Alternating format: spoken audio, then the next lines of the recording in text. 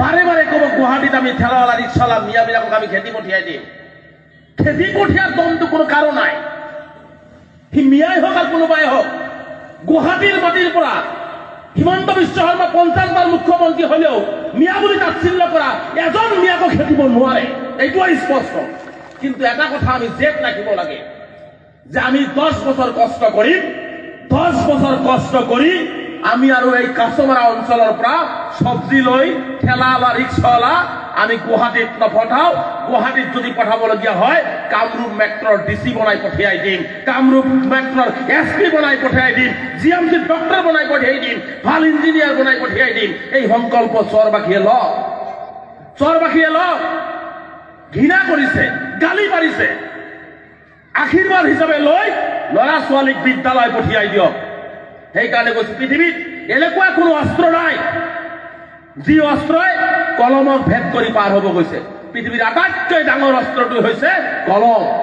সেইকাৰণে কৈছো আপোনালোকে ল'ৰা ছোৱালীৰ পিঠিত স্কুলৰ বেগ আৰু হাতত কাগজ কলম তুলি দি জেহাদ ঘোষণা কৰক। যেতিয়ালৈকে নিজৰ ল'ৰাটো doctor, engineer, IAS IPS officer সৰ্বভাৰতীয় বিভিন্ন পৰীক্ষাত উত্তীৰ্ণ নহব, তেতিয়ালৈকে আমাৰ জেহাদ অব্যাহত থাকিব, মানৱ সম্পদ গঢ়াত জেহাদ অব্যাহত থাকিব। এই সংকল্প ল'ব লাগিব, এই সংকল্প আমি ল'ব লাগিব। আমি ডক্টৰ, ইঞ্জিনিয়াৰ বহুত বনালো,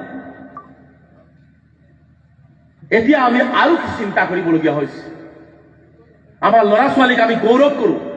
মোৰ ল'ৰাটো মই কেৰালা পঠাই দিছো, এইবাৰ পইচা পঠালে মই 3 পাত কিনিম। সেই 3 পাতেৰে আপোনাৰ ঘৰখন পোহৰ নকৰে, বৰষুণ ৰদ কৰিব নোৱাৰে। আপুনি গৌৰৱ কৰক যে মোৰ ল'ৰাটো এবাৰ গুৱাহাটী ইউনিভাৰ্চিটি পঢ়িছে, অহাবাৰ মই দেলহিলৈকে পঠিয়াই দিম কোচিং কৰিবৰ কাৰণে, এইটো গৌৰৱ কৰক। সেই লেবাৰ কেৰালাত পঠিয়াই দিছো, এই গৌৰৱ আমি কৰিব নালাগে।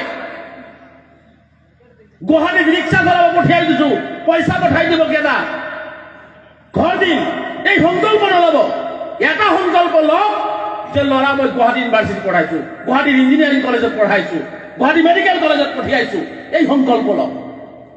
এই বছৰ খাটি খোৱা জাতি এইটো, খাটি খোৱা জাতি এইটো, কষ্ট কৰা জাতি এইটো। 10 বছৰ কষ্ট কৰক। হিমন্ত বিশ্ব শৰ্মাৰ সকলো অন্যায় এই কলমৰ জৰিয়তে ফালি চিলি আমি পোহৰ আনিবলৈ সক্ষম হম। এন্ধাৰৰ পিছতেই কিন্তু পোহৰ থাকে, এই কথাটো আমি বুজা উচিত। এন্ধাৰৰ পিছতেই পোহৰ থাকে। এই লাইটৰ পোহৰ কাম নাই। এই লাইটৰ পোহৰ জেনাৰেটৰ অফ কৰি দিলে এই লাইট আন্ধাৰ হৈ যাব। কিন্তু আমাৰ ভিতৰত যদি জ্ঞানৰ পোহৰ থাকে, শিক্ষাৰ পোহৰ থাকে, পৃথিৱী থকালৈকে আমি মৃত্যু হৈ গলেও মোৰ জ্ঞানৰ পোহৰ কিন্তু পৃথিৱীত এই কাছমাৰাত চলি থাকিব। সেইকাৰণে আমাক জ্ঞানৰ পোহৰ লাগে, শিক্ষাৰ পোহৰ লাগে আমাক। গতিকে মই সংখ্যালঘু জনগোষ্ঠীটো মই আহ্বান জনাইছো, আমি আপোনালোকক এটাই আহ্বান জনাও, ল'ৰাই হওক ছোৱালীয়ে হওক মানৱ সম্পদ হিচাপে গঢ় দিয়ক, মানৱ সম্পদ হিচাপে গঢ় দিয়ক। কাৰণ শিক্ষিত হলে কি হয় জানে, আজি যে এই যে হিমন্ত বিশ্ব শৰ্মা ডাঙৰীয়াই হওক বা আন কোনোবাই হওক এই মিয়া, চৰুৱা, পমুৱা বিভিন্ন তুচ্ছ তাচ্ছিল্য কৰে, বিভিন্ন সময়ত কাণত ধৰাই থৈ দিয়ে বাংলাদেশীৰ নামত। যদি আপোনাৰ ল'ৰাটোৱে যদি শিক্ষিত হয়, আত্মমৰ্যাদা বুজি পাব।